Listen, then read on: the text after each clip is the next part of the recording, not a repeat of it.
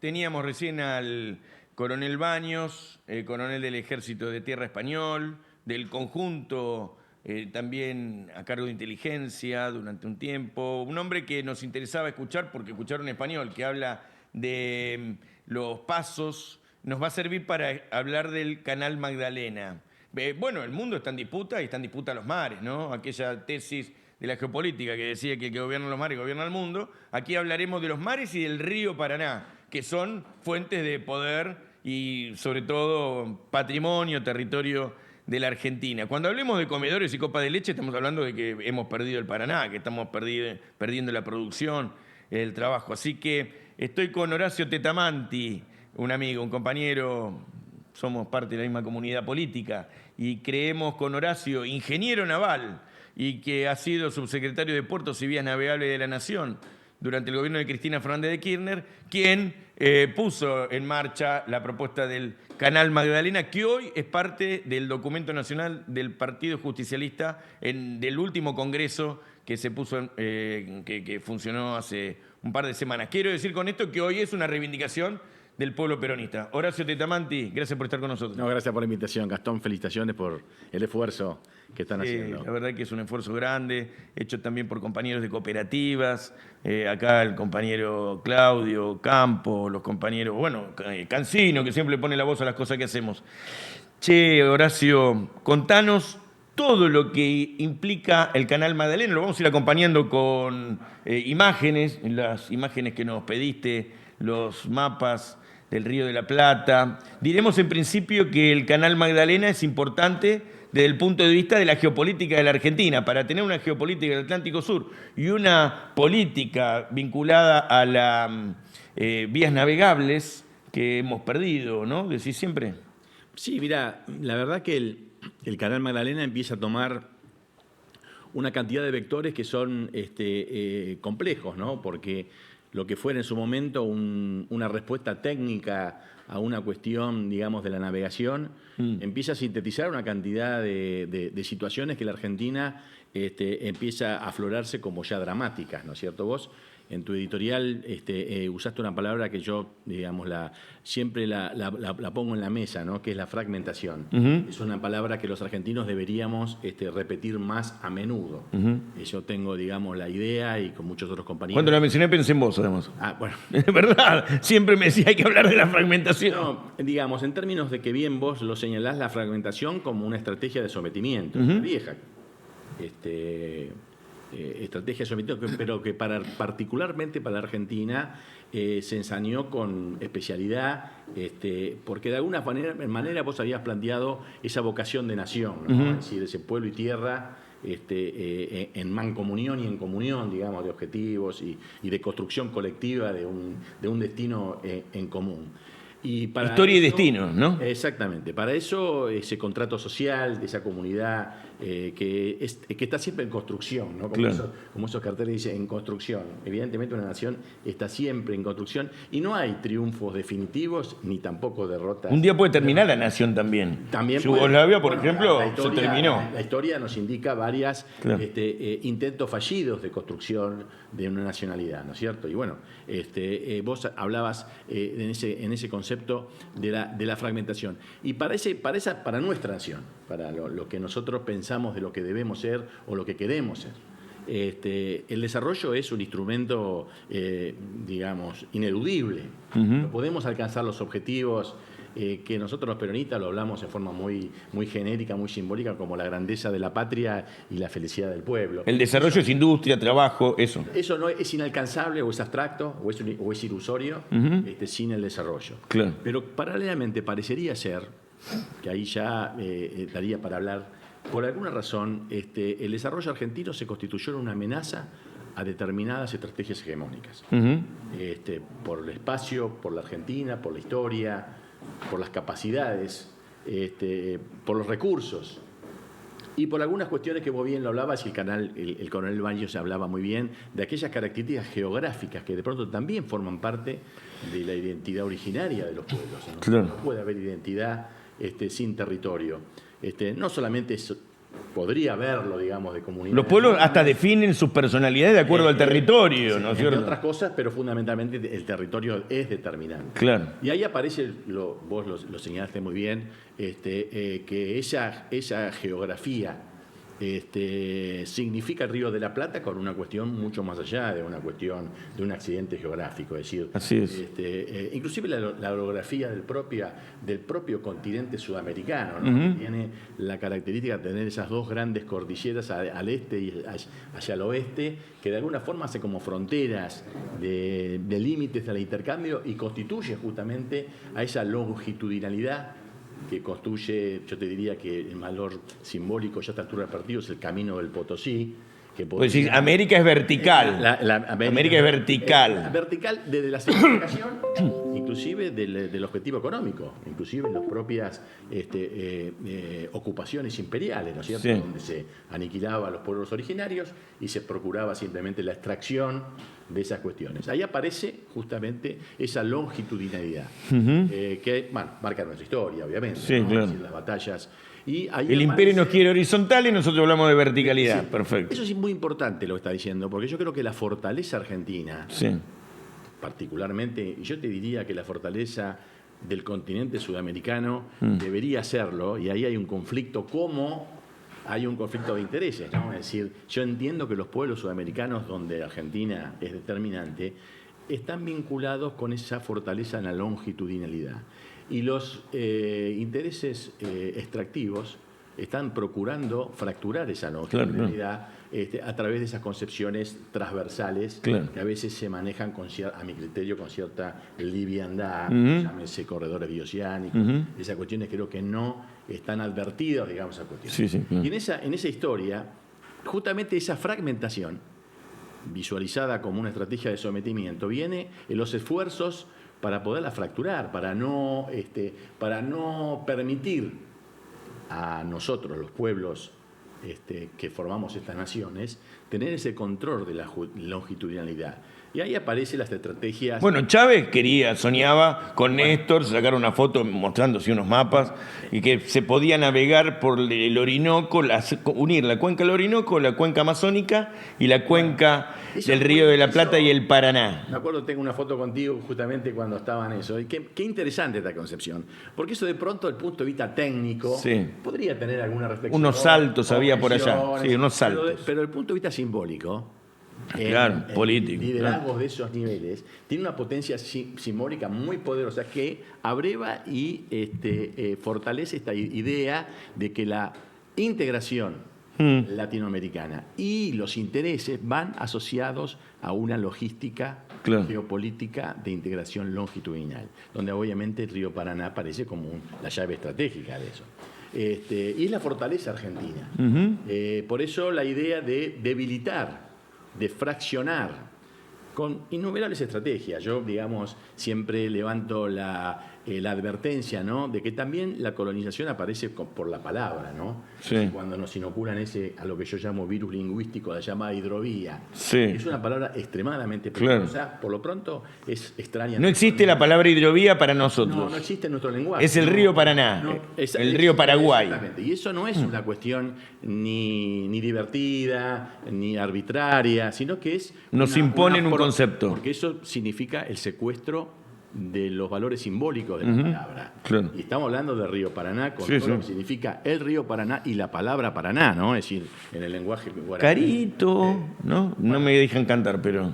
Más allá de las cuestiones que hacen a nuestra identidad, los viejos, nos acordamos de Ramón Agarrál y tantas otras cuestiones que hacen a los pueblos fluviales argentinos profundos. Claro.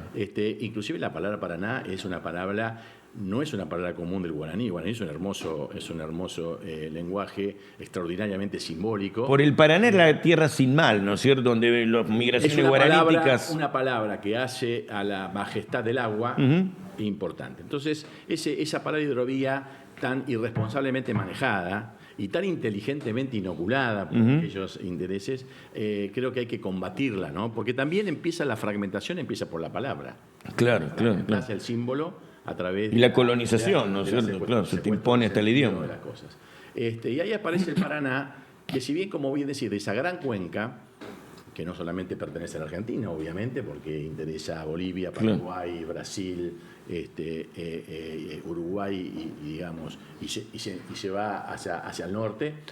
Tiene en el río Paraná argentino, que eso a veces, justamente la palabra hidrovía, secuestro el sentido, también es una especie de, al perder identidad, pierde nacionalidad. O sea, es un paso hacia la internacionalización conceptual de lo que nuestro río Paraná termina siendo una... O sea que nuestro río Paraná nos lo secuestran de esta manera. Primero con la palabra, claro, después con la fragmentación. Con la logística. Con la logística de fragmentación, y ahí aparecen las estrategias geopolíticas, como el Val Coronel, ¿no es cierto? Por ejemplo, la República Oriental del Uruguay, con la derrota de Artigas... Esto sirve para que alguien se apodere del río para sacar sus barcos, digamos. Obviamente un objetivo de fragmentación estratégico del Reino Unido, en aquella que bien lo decías vos a principio del siglo XIX, digamos, y principio del siglo XX, era justamente como objetivo táctico fundamental es que un solo país no pudiera controlar ambas orillas del río de la Plata. Es. Por eso los estados tapón, Uruguay fundamentalmente, vamos a decirlo así. La derrota de Artigas la separación de Uruguay de Argentina, la banda oriental. Para dos cosas. Primero, que es una cosa que nosotros estamos también señalando muy importante, y yo, digamos, siempre lo traigo cuando nos tocó estudiar el Tratado del Río de la Plata, una hipótesis que bueno, de alguna forma es muy subjetiva y no tiene la proyección, pero yo la hablaba con mi primo Diego Tetamanti en la Cancillería, que para Perón, cuando vuelve el viejo Perón del 73, tiene como una obsesividad, digamos, como buen militar, ¿no es cierto?, sobre la territorialidad, y sobre dos cuestiones que vos señalaste muy bien, que era las Malvinas y la Antártida. Es decir, él había Perón llama el magno Pujato. Bueno, Perón hablaba del magno asunto. Quería ser ciudades, claro. Estaba dando a la Antártida, vos fíjate ahora la visión. El magno asunto, claro. Que hoy toma la importancia que solamente un visionario así lo veía en aquella época que donde prácticamente no existía. Y la conclusión, como estudioso de la geopolítica, y abrevando de la historia de los ingleses, que más allá del conflicto que podemos tener, hay que estudiarlo porque son palabras mayores, son los maestros, porque, digamos, Inglaterra no fue un imperio militar, fue un imperio logístico, fundamentalmente. La fuerza militar era para consolidar... La Compañía de Indias, claro, inventaron la vuelta un imperio de los barcos. Una flota que ocupaba, era una flota que protegía y precedía a una flota comercial, digamos, estaba subordinada a la flota comercial. ¿No? Era una ocupación militar a la usanza española, digamos. Tiene otra visión. Y ahí siempre decíamos que el Tratado de Río de la Plata es una pieza extraordinaria, ¿no? Es decir, desde el punto de vista jurídico internacional es uno de los pocos casos donde un conflicto de esta importante, a veces se olvida que la Argentina tuvo inclusive episodios de intercambio de fuego entre fuerzas uruguayas y argentinas por el conflicto de Río de la Plata. Acordate la posición del canciller de Carlos Pellegrini, ¿no? de Ceballos, cuando reivindicaba la teoría de la costa seca, es decir, reivindicaba para Argentina la soberanía del Río de la Plata hasta la línea de base sobre la República Oriental del Uruguay. Lo salda, pero no lo salda con una división. ¿Quién lo salda? Salda Perón. Perón salda ese conflicto que es hace poco, digamos. Claro, 73, ¿no es cierto? Ahí sale la Comisión Administradora del Río de la Plata. Claro, pero lo que es el mensaje del Tratado de Río de la Plata, que se estudia, es elemento de estudio en las universidades europeas, inglesas, digamos, norteamericanas, es que se salda no con una distribución del territorio en conflicto, sino con la reconfiguración de un espacio común. Claro. Es un mensaje extraordinario. Una administración compartida. Claro, de una resignación simultánea de soberanía hacia una tercera forma compartida en el caso del Río de la Plata, la Comisión Administradora, que realmente es un tema muy importante. Ahora, ¿por qué inmediatamente, digamos, que saldó el Tratado de Río de la Plata, que es un debate, si Perón había sido ingenuo, si había sido muy generoso, si nos dejó hipotecas, digamos, para el futuro? Yo creo que no. Yo creo que las hipotecas que eventualmente se pudieran haber nacido por el Tratado de Río de la Plata fue por la ineptitud y por el retroceso argentino, porque si hubiera habido, digamos, una trayectoria argentina de lo que era, acordemos, lo que era Argentina en el año 73, ¿no es cierto? Claro. Prácticamente una potencia... Un PBI de los principales del mundo, claro. Del mundo, no hubiera habido tal... No, las hipotecas no son consecuencia del Tratado de Río de la Plata, sino son una consecuencia del fracaso de la política argentina. Porque inmediatamente después de ese tratado del 73, rápidamente Perón va hacia las cartas reversales, donde ya prácticamente estaba definido un camino de recuperación de la soberanía de Malvinas. A nosotros nos tocó formar parte del operativo en el Mar Rosul en el 74, que fue la ida. Ahí ganaste una regata. Ahí ganamos la primera regata, que estaba conformada parte de esto. Pero volviendo un poco a la cuestión, porque se habrían tantos temas, ¿no? Evidentemente la historia indica que el Río de la Plata es la base para pretender o proyectar intereses al sur. A las Islas Malvinas y a la Antártida. Los ingleses lo tienen claro, con Montevideo. Absolutamente. Ellos saben que parándose en Montevideo... Con esta teoría que parece tan simple, que además nuestra historia nos enseñó que la dirigencia superior argentina lo tuvo en cuenta. ¿De qué forma? A partir fundamentalmente de la década del 90, ¿no? Que fue, digamos, la fractura de cómo Argentina entregó la llave estratégica que no solamente comprometió su economía, la llave estratégica del Río de la Plata, claro. Donde reivindicar Malvinas, reivindicar la Antártida, o reivindicar esa capacidad bioceánica que tiene Argentina, y abandonar el Río de la Plata parecería ser una contradicción de principiantes, que me parece que ya de tanta torpeza uno empieza a pensar mal, que hay cuestiones más graves. Las potencias productoras, o mejor dicho, extractivistas, que se alojan con puertos en el río Paraná, ¿tienen más claro que la Argentina o que su dirigencia política, la importancia de la llave estratégica del Río de la Plata, ¿no? Y ahí viene entonces esta cuestión, la primera cuestión teórica, digamos. Claro. No hay sur sin Río de la Plata. Sin Río de la Plata. Y ahí viene entonces que Río de la Plata, ¿cómo se define? Obviamente se define a partir de la base jurídica del Tratado de Río de la Plata. No podemos pensar alternativas o estrategias en conflicto con el Tratado de Río de la Plata, porque estaríamos en una cuestión que por lo menos para los peronistas no es una lógica, porque nosotros estamos ceñidos a que dentro de la ley todo, fuera de la ley nada. Y esta es una ley que obviamente hay que tomarla sin beneficio de inventario, ¿no es cierto? Con las limitaciones y con las cuestiones que yo soy partidario, y lo digo claramente, yo reivindico el Tratado de Río de la Plata. Es decir, y hay debates con respecto, lo reivindico. Entonces ahí viene justamente los ingresos al Río de la Plata son absolutamente determinantes. Es decir, ¿quién controla el ingreso al Río de la Plata? No solamente controla la cuenca del Plata, sino que controla la proyección del Río de la Plata hacia el sur. Por lo tanto, controla el Atlántico Sur, las Malvinas, el pasaje bioceánico y las protecciones antárticas. Pero además, una postilla.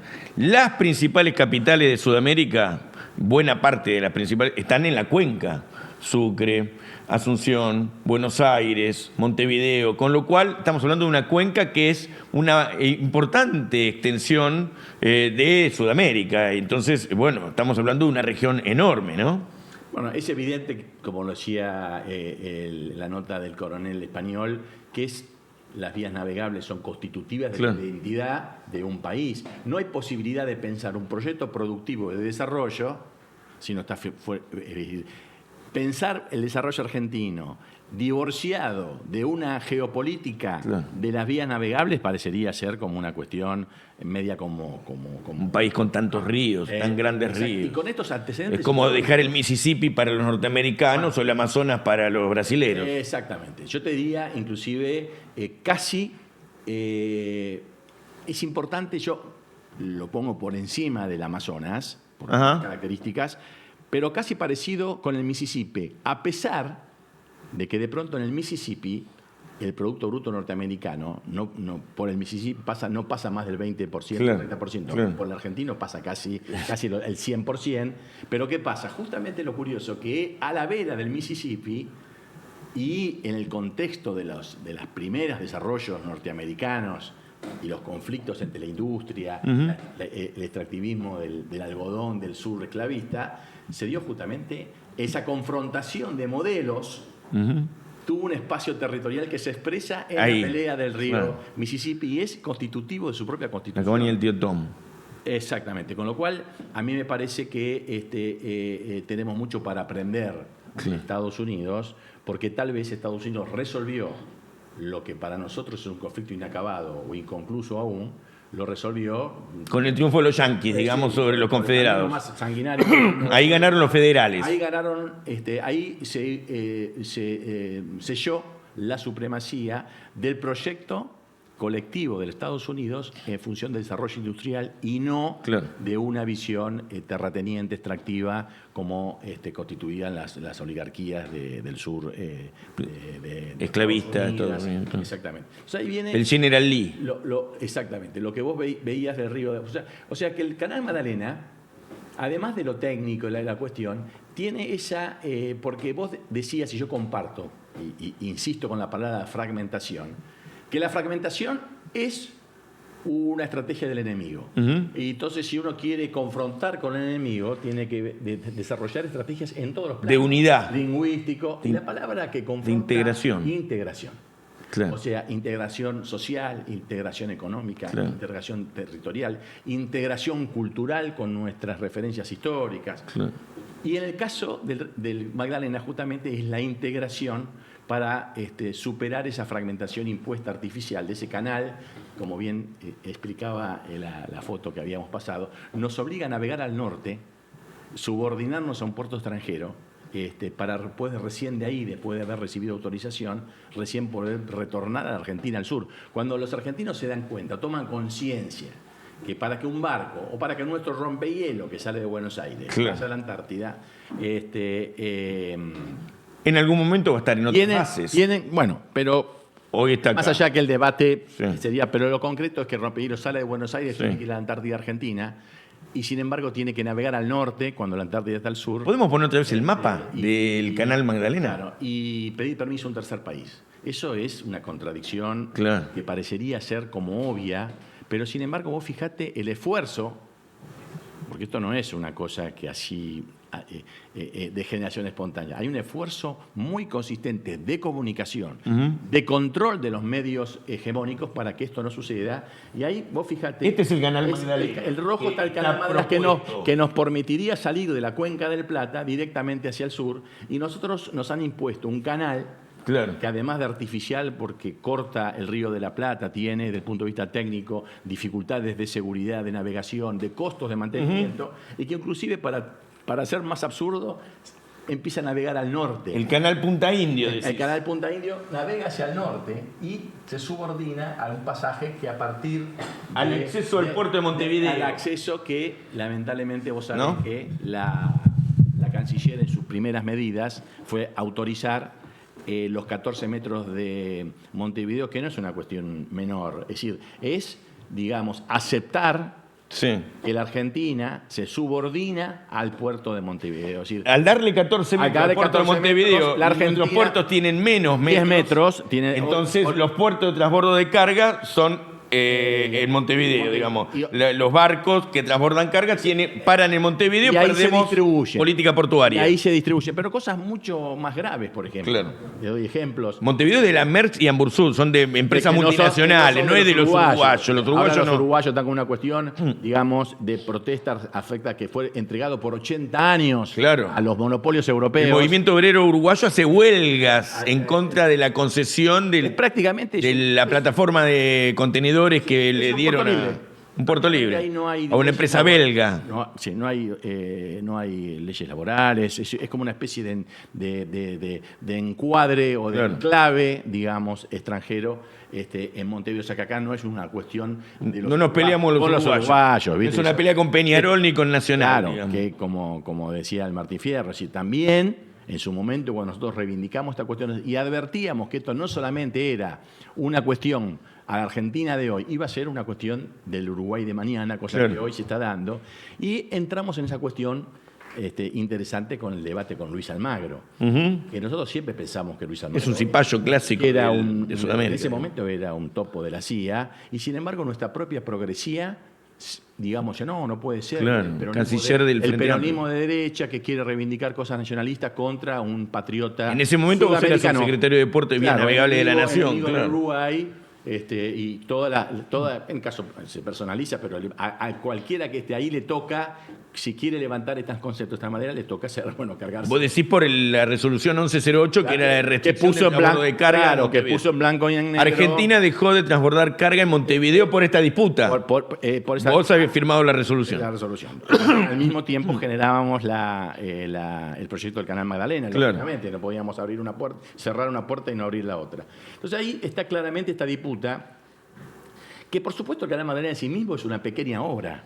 Digamos. ¿Cuánta guita sale esto? Esto no supera los $200 millones, que es lo que pierde prácticamente por una tercera año, parte de los F-16 que además no van a servir, aparentemente.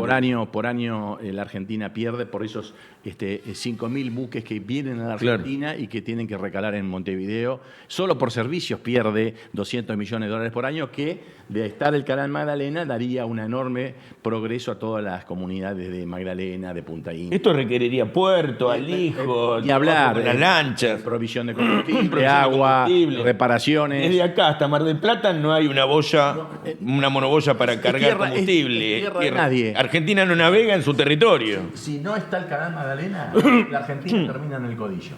En vez de ir para acá, los servicios van a estar todos en la costa además, argentina bonaerense. Cuando vos fijate, acá se ve claramente, ¿no? Entonces, si sale un petrolero con combustible, con nafta de la refinería de La Plata, por ejemplo, claro, y que quiera llevar el combustible al Mar del Plata, tiene que navegar hacia el este, hacer una espera, ir hacia el norte, pedir permiso. ¿Cuánto espera ahí en Montevideo? Bueno, las esperas, digamos, son o al salir o al entrar, porque este canal, al ser de una sola vía y estrecho, con dificultades de navegación, y por el tráfico que tiene, pueden tener hasta 2, 3, hasta 7 días de espera. Y no vaya a ser que ¿cuánto sale un día de amarre? Un barco grande. $100.000 por día. $100.000 por día. Y ni hablar si hay como el otro día que se varó un barco y queda una semana todo el sistema parado. Acá se varó un barco, acá. Bueno, ahí se varó el gasífero. Claro. Afortunadamente zafó, porque hubiera sido, digamos, imagínate lo que hablaba el coronel. La Argentina toda está colgada de este canal precario, que además depende de un tercer país. Más de 100 millones de toneladas. Uno de los... Más de 100 millones, es decir, uno de los checkpoints. Como decía Baño. Como decía Baño, decir, obviamente el checkpoint del Hormuz es casi la totalidad de gran parte del combustible. Petróleo iraní, sin embargo, del Golfo Pérsico. El Río de la Plata y el Canal Magdalena es el 50% de la proteína vegetal que consume el mundo por tráfico marítimo. O sea que entregamos esto sin tirar un solo tiro. Los hutíes tienen más actitud patriótica que nosotros, digamos. Nosotros no quiero decir que estemos agitando para tirar tiro ahí. No, por supuesto. Fuimos muy críticos del decreto 949, que estamos convencidos que fue desarrollado fuera del país por su mal castellano, por el uso de la palabra hidrovía y por la confusión de los sujetos geográficos. Fíjate que se habla de hidrovía y estamos hablando del Río de la Plata. El Río de la Plata nunca formó parte de nada que se llame hidrovía, es decir, es la decimos canal troncal de navegación.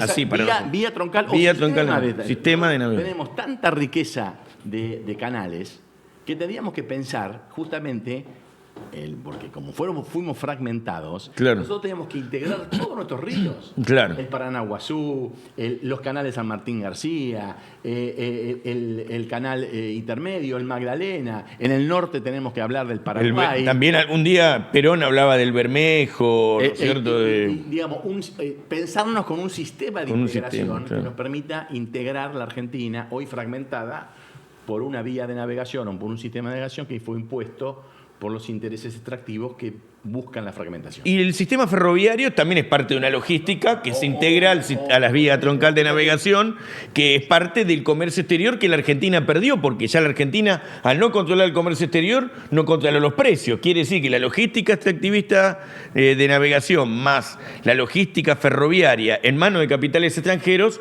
nos deja a nosotros inermes en la estructura de precios, en el costo de la comida de los argentinos, ¿no? Claro, vos fíjate que esto es nada más que que la navegación es la que te permite controlar el comercio exterior.